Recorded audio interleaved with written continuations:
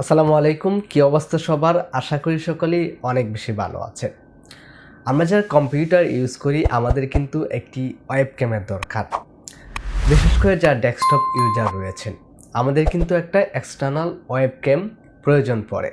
যারা laptop user রয়েছেন আমাদের কিন্তু ইনভিটেল একটা ওয়েবক্যাম দেয়া থাকে, আদারওয়াইজ আমাদের এক্সটার্নাল একটি ওয়েবক্যাম কিনতে হয়। আজকের এই ভিডিওতে A4TECH-এর একটি ওয়েবক্যাম নিয়ে আমি কথা বলবো। এটা দীর্ঘ 2 সপ্তাহ যাবৎ আমি আমার স্টুডিওতে ইউজ করছি আমার ডেইলি ড্রাইভ হিসাবে।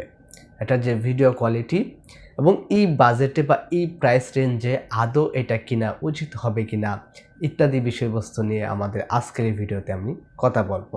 এই ওয়েবক্যামটির প্রাইসটা হচ্ছে ৩২০০ টাকা। এই ৩২০০ টাকার ভিতরে বাজারেও আরও অনেক ওয়েবক্যাম রয়েছে।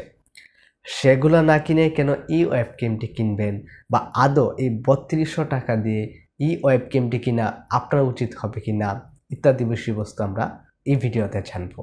একটা ওয়েবক্যামকে ভালো মন্দ নির্বাচন করা হয় তার ভিডিও কোয়ালিটির উপরে। আরও অনেকগুলো বিষয় থাকে, অনেকগুলো ফিচার্স থাকে একটা ওয়েবক্যামে। যেমন এটা আমাদের রয়েছে ট্রাইপড সাপোর্টেড। আপনি আপনার মনিটর ব্যতীত যে কোনো ট্রাইপডে এটা রেখে কিন্তু আপনার ভিডিও রেকর্ড করতে পারবেন। একটা ওয়েবক্যামের মেইন বৈশিষ্ট্য হচ্ছে ওই ওয়েবক্যামের ভিডিও কোয়ালিটি। অবশ্যই ভিডিও কোয়ালিটি ভালো হতে হবে।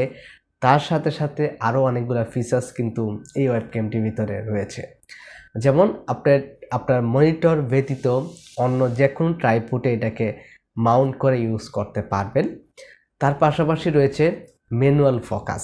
আপনার সাবজেক্টকে আপনি ম্যানুয়ালি ফোকাস করতে পারবেন। রয়েছে ডিজিটাল মাইক। তার পাশাপাশি এটা দিয়ে আপনি 180p-তে ভিডিও রেকর্ড করতে পারবেন, যেটা এইচডি, ফুল এইচডি। 1080p বা 1080-তে আপনি ভিডিও রেকর্ড করতে পারবেন। আমরা অবশ্যই এর ভিডিও কোয়ালিটি টেস্ট করব। আদৌ কি এই ৩২০০ টাকার ভিতরে আমরা এই ওয়েবক্যামটিতে কীরকম আউটপুট পাচ্ছি বা কীরকম ভিডিও রেকর্ড করতে পারবো।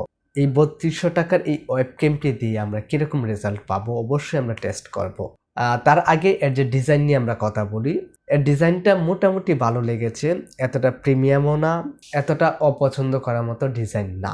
মোটামুটি বাজেট অনুযায়ী কিন্তু ঠিক আছে। দেখতে যত সুন্দর হোক না কেন এর মেইন ফোকাস হচ্ছে ভিডিও কোয়ালিটি। অবশ্যই আমাদের ভিডিও কোয়ালিটি মাস্ট হতে হবে।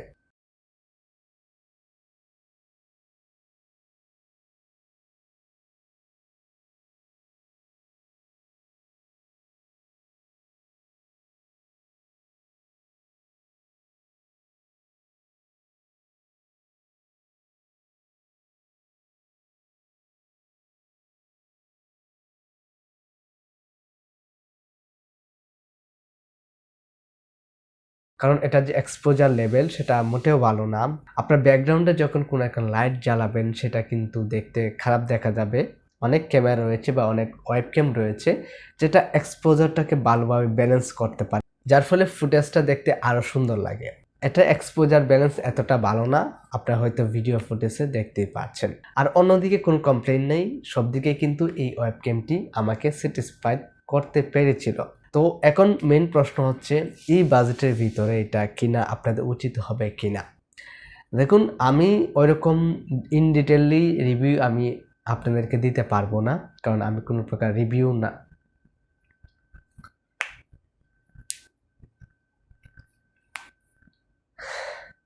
এখন ফাইনালি এই ওয়েবক্যামটি ৩২০০ টাকার ভিতরে আপনাদের কিনা উচিত হবে কিনা। উচিত হবে কিনা যে ভিডিও কোয়ালিটি আপনারা হয়তো দেখতে পারছেন যে ভিডিও কোয়ালিটি মোটামুটি ঠিক আছে।